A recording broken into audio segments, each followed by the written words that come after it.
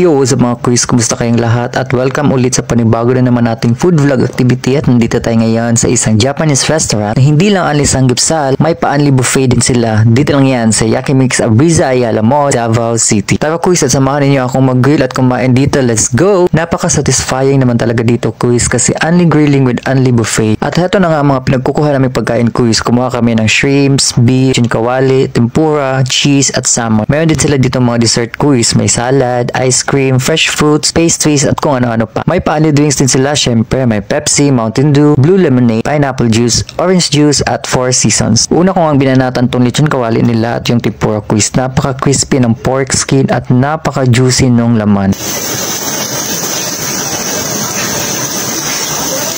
At syempre, dahil buffet ito, hindi na ako nag-rice mga quiz pa, di ako mabusog agad at marami akong matitikman. Yan parati ang ginagawa ko kapag kumakain kami sa mga only resto. At ayan na, it's grilling time. Di na kami kumuha ng pork kasi alam namin di rin namin makakain. Kasi beef talaga parati naming target dito. Tingnan nyo naman yung mga pagkain quiz. Super nakakatakam talaga tingnan at naglalaway ako ngayon habang nagvo-voice over ako.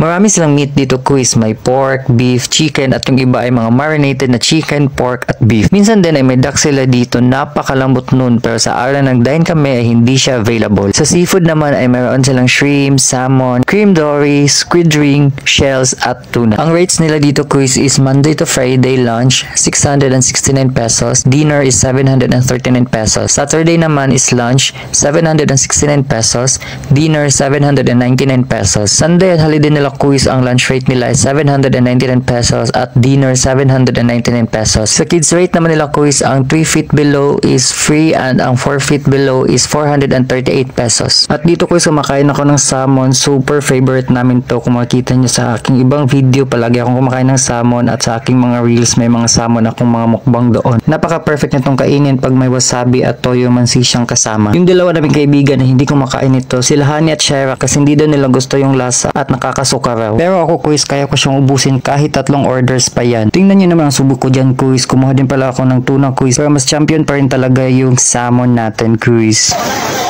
At ito na quiz ang mga nag-grill ko na beef. Super dami quiz at napakalambot niya. Salt and pepper lang nilagay ko dyan tapos i-dip mo pa siya sa cheese.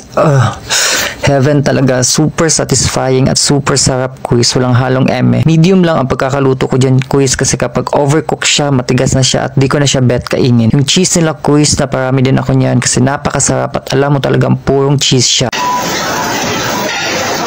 May iba kasi na may halong harina at para na siyang chewing gum kainin. Ito quiz ay iba dahil nag-melt talaga siya sa bibig mo, lalo na kapag isasabay mo siyang i-grill. At napaka-confident ko ditong kumain ng hipon quiz, kala mo talaga walang allergy.